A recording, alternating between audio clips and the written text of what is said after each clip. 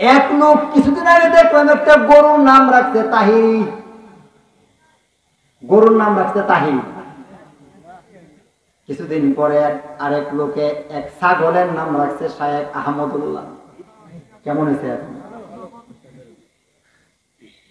এই শায়েখ আহমদুল্লাহ বাংলাদেশের এত বড় একজন আলেম, বিশ্বের বুকে এমন কোন প্রশ্ন নাই যে প্রশ্নের জবাব এই ছাগলের কাছে নাই। কথা কি হাসান রাগ করছেন আপনারা? এরা প্রশ্ন করে কিভাবে আপনারা জানেন? প্রত্যেকটা আলেম যারা প্রশ্ন করলে পরে কোরআন হাদিসের দলিল দিয়ে উত্তর দিবে, ঠিক কিনা? এদেরকে প্রশ্ন যখন করে তখন এরা আপনার উত্তর দেয় এভাবে, নবীজি কি নূরের নবী না মাটির নবী? নবী কি হাজির নাজির না শেরি? নবীজি কি গায়েব জানে না বেদাত? নবীজি কি হায়াতুন নবী না শেরি? পাইকারি ঘটনা, পাইকারি প্রশ্ন, পাইকারি উত্তর, আর পাইকারি আলেম, ঠিক কিনা বলেন? আমার নবীজির 63 বছর আমার দয়াল নবীজির দুনিয়ার বয়স, জাহিরি বয়স, বাহ্যিক বয়স, শরীয়তের বয়স, কিন্তু হাকিকতে প্রকৃতপক্ষে আমার নবী পাকের বয়স কত আল্লাহ ছাড়া কেউ জানে না। কথা বলেন ঠিক কিনা? নবীজির নবুয়ত নিয়ে, নবীজির নবুয়তের দিনক্ষণ বয়স নিয়ে যে শায়েখ আহমদুল্লাহ সহ তার ছেলাফেলারা বিতর্ক সৃষ্টি করে, তাদেরকে আমরা মুসলমান মনে করি। এ বলছে কি নবীজি 40 বছর আগে নবী ছিলেন না, নাউজুবিল্লাহ বলবেন না? এখন আমি দলিল দেই, কুনতু নবী আদম বাইনাল মাই ওয়াত তিন। আল্লাহর হাবিব বলেন আমি নবী তখনও নবী, আদম নবী মাটির সঙ্গে পানির সঙ্গে যখন মিশা ছিল, সুবহানাল্লাহ, আদম নবীর যখন কোনো অস্তিত্ব ছিল না তখনও আমি নবী ছিলাম। আমার নবী সৃষ্টি হইতে আগে, আমার নবী দুনিয়ার জমিনে আগমন করছে পরে। কথা বলেন ঠিক কিনা? তাহলে 40 বছর বয়সে নবুয়ত পাইছে না প্রকাশ করছে? এটা কিন্তু ক্লাস অর্ডার, আপনার মনে রাখবেন। 40 বছর বয়সে কি আমার নবী হইছেন নাকি নবুয়ত প্রকাশ করেছেন? প্রকাশ করেছেন আল্লাহর হুকুমে। আমার দয়াল নবীজি 40 বছর বয়সে, দুনিয়ার জাহিরি 40 বছর বয়সে নবীজি আল্লাহর হুকুমে নবুয়তটা প্রকাশ করেছেন। পান না, উনি তখনও নবী যখন দুনিয়া সৃষ্টির আগেরও আমার নবী। কন্যা সুবহানাল্লাহ। আমি বলছিলাম দয়াল নবীজির কথা, মনে আছে আপনাদের? আমার নবীজির হাত মোবারকে আছে কারবালার মাটি। কিসের মাটি মুসলমান? ইমাম হুসাইন আমাদের ইসলাম, ইমাম হুসাইন আমাদের নামাজ, ইমাম হুসাইন আমাদের রোজা, ইমাম হুসাইন আমাদের আমল, ইমাম হুসাইন আমাদের জান প্রাণ। কথা বলেন ঠিক কিনা? কারণ ইমাম হুসাইনের পবিত্র রক্তের বিনিময়ে আমরা ইসলাম পেয়েছি। যার নুন খায় তার গুণ গায়। কথা বলেন ঠিক।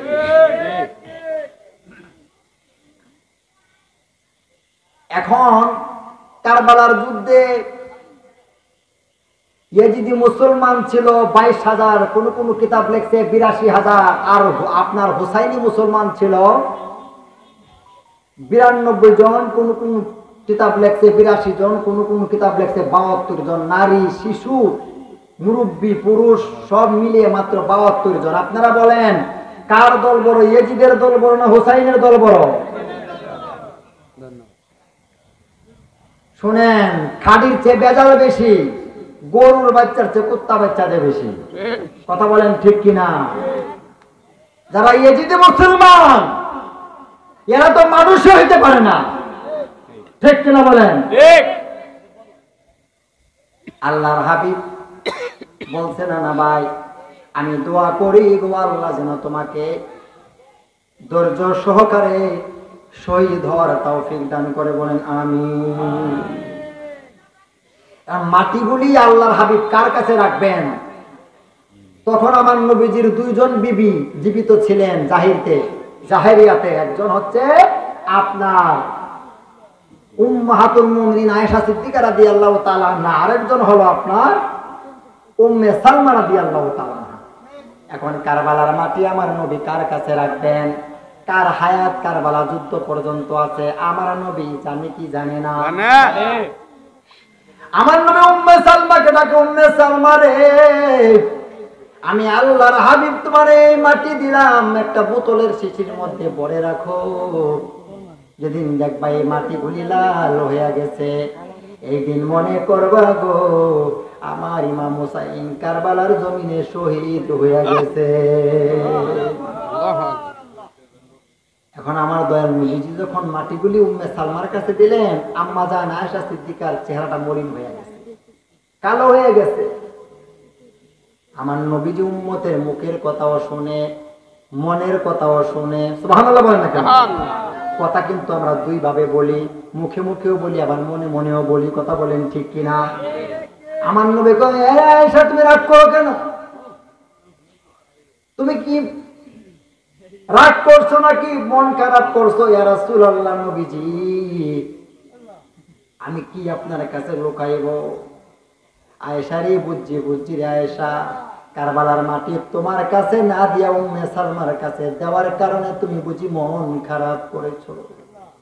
ও আয়েশা, আমি আল্লাহর হাবিব তোমারে বলি, কারবালা যুদ্ধ পর্যন্ত তোমার হায়াত নাই, উম্মে সালমার হায়াত আছে। উম্মে সালমার কাছে আমি নবী কামলিওয়ালা এই কারবালার মাটি দিয়া গেলাম। সুবহানাল্লাহ। তাহলে দুনিয়াতে কে কতদিন বাঁচবে এটাও আমার দয়াল নবীজি জানেন। জানাইছে কে? আল্লাহ। আল্লাহ জানালে তোর সমস্যা হয় কারণ কি? ঠিক কিনা? ইমানের পক্ষে থাকার কারণে তাহিরিকে অনেকে গালিগালাজ করছে, ঠিক না? আমি আজকের মাহফিলে পরিষ্কার বলে যাই, পরিষ্কার ভাষায় বলে যায়, যারা বলে তাহিরি বাউল এরা আস্থা ফাউল। কথা বলেন। যারা বলবে তাহিরি বাউল এরা ওই রাস্তা ফাউল। কথা বলেন ঠিক কিনা? আমার কিন্তু আগে চুল ছিল এরকম লম্বা লম্বা, মনে আছেন অনেকের আপনাদের? টুফিদারি জুব্বা পাগড়ি করিয়া মুসলমানি, বনের পশু জবাই দিয়া নাম দিলে তার কোরবানি। কাজী নজরুল ইসলাম বলছেন, মনের পশুরে করো জবাই, পশুরাও বাঁচে বাঁচে সবাই। তার মানে উনি কুরবানি করতে নিষেধ করেন নাই, উনি বুঝাইতেছে বনের পশুরে কুরবানি করার আগে মনের ভিতরে একটা পশু আছে, এই পশুটারে আগে কুরবানি করো। কথা বলেন ঠিক কিনা? আমি একটা বিষয় আপনাদের অবগতর জন্য আমি জানাতে চাই, অনেকে কুরবানির গরু কিনতেছে, ফেসবুকে ছবি তুলে দিতেছে, ঠিক কিনা? কুরবানির গরু কিনতেছে, ফেসবুকে ছবি তুলে ছাড়তেছে, বুঝাইতেছে যে দেখো আমি মালদার পার্টি নাকি। কুরবানি আমরা আপনার করি আল্লাহ রাসূলের সন্তুষ্টির জন্য, ঠিক কিনা? মানুষকে দেখানোর জন্য। অতএব কুরবানির গরু কিনবেন, কিন্তু এটা আপনি ফেসবুকে ছবি তুলে এটা আপনি ভাইরাল করবেন না। প্রয়োজন আছে? এটা প্রয়োজন নাই। ইবাদত কার জন্য? আল্লাহ রাসূলের জন্য। আমরা জান্নাতের পাগল, আমার নবীর পাগল, আমরা মালের পাগল না, আমরা মালিকের পাগল। কথা বলেন ঠিক কিনা? আমার নবীজি হযরতে বেলালকে প্রশ্ন করতে, বেলাল তুমি কি আমি নবী কামলেওয়ালারে চাও নাকি বেহেশতে চাও? বেলাল কয়, ইয়া রাসূলুল্লাহ, আমি বেহেশত চাই না, আমার বেহেশত লাগবে না, আপনি নবী আমার বেহেশত। কোন সুবহানাল্লাহ।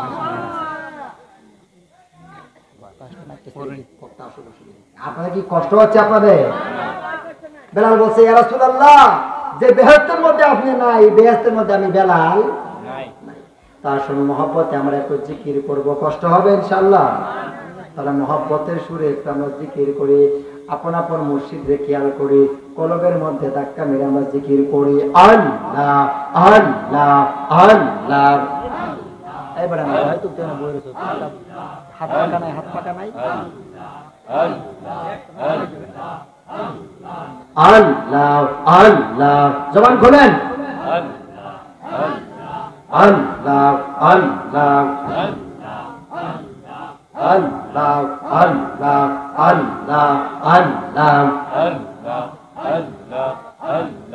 মুর্শিদ নামে এত মধু, দয়াল নামে এত মধু, খাইলে মধু ফুরাই না। আমরা রে বানাইছে গো দেওয়ানা, মাশাআল্লাহ মারহাবা আল্লাহ আল্লাহ। মুর্শিদ নামে এত মধু গো, আমরা রে কইরাছে জাদু গো।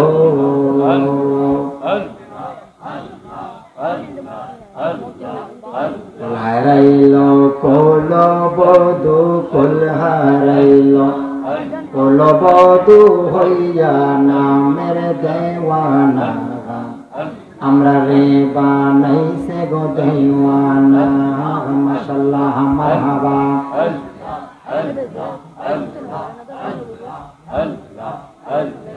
আল্লাহ আল্লাহ।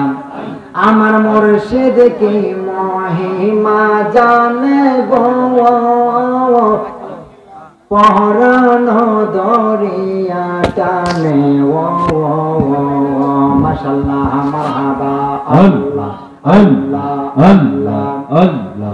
মুর্শিদ কি মহিমা জানে গো, আল্লাহ আল্লাহ পহরান দরিয়া টানে আমার মরিল প্রাণে রেল প্রাণে পুলে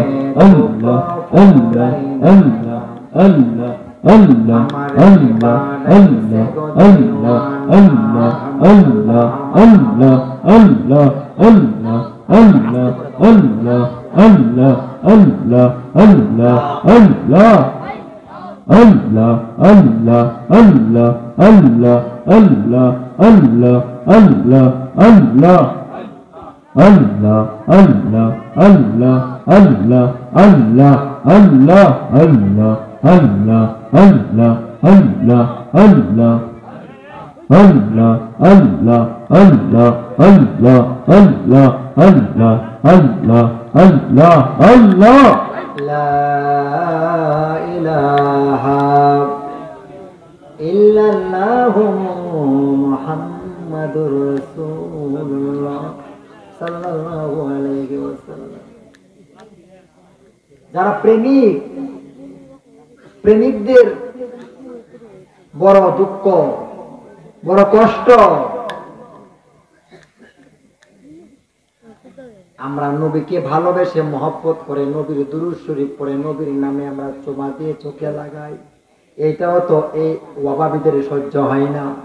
ঠিক। আমার নবীরে আমরা কত ভালোবাসি,